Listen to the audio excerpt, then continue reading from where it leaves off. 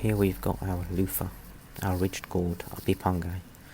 Buy one that are soft and hard skins. As you peel it, I'm going to show you two recipes. So peel it slightly thicker and make sure that the inside is completely white. Don't leave any green bits on the inside, because you're going to see two very special recipes here.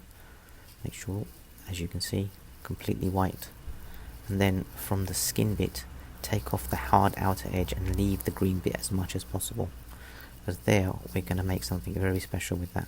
The benefits and vitamins and minerals that you find in the Pipangaille or the Luffa or the ridged gourd are above.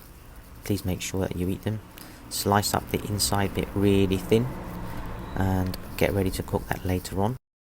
Now take those green skin bits and grill them without any oil or anything on the heat, turning them as brown as possible without burning them. Then what you want to do is add some coconut. I've only got desiccated here, but freshly ground coconut would be best.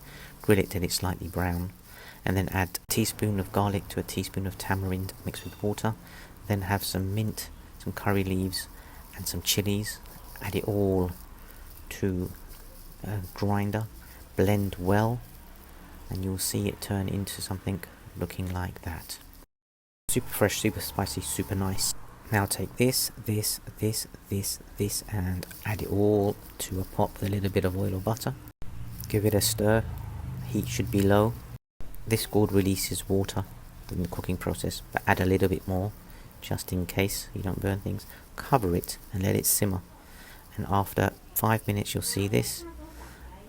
After 10 minutes you'll see this, and this is what the final product looks like. And there you have it, sauteed and as a spicy relish. Absolutely delicious, super healthy. Thank you for watching.